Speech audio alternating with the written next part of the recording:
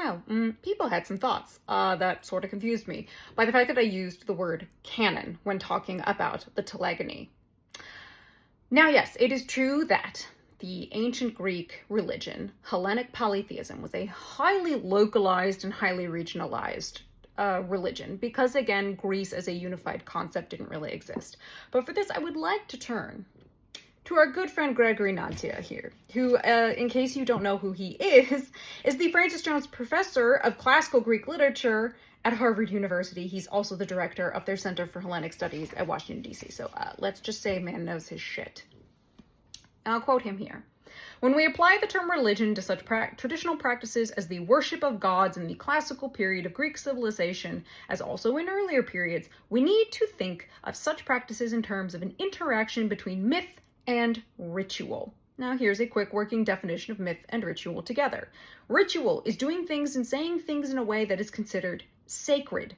Myth is saying things in a way that is also considered sacred. So what I mean when I say that something like the telegony is part of the canon of Greek mythology, I mean that that epic, along with the epics of Homer, for example, or even the others that are in or among the lost epics, like the Iliad, among many others, are considered sacred. They are functioning as sacred texts.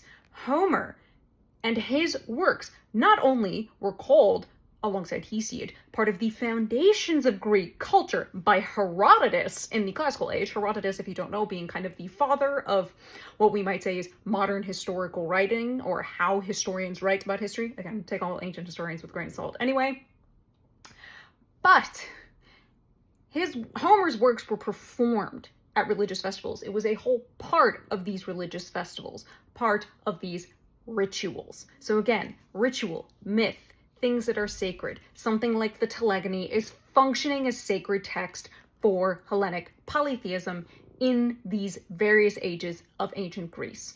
I think the idea of canon, as it is understood in a modern sense or a non-academic sense, is where people got confused, and I would hope that's only it. But anybody who comes in and says, that doesn't make sense for myth, it does when you consider the definitions of ritual and myth and how those works, including something like the telegony, again, as much as some people may not like it, functioned within the society. That's what I mean, in case it wasn't clear.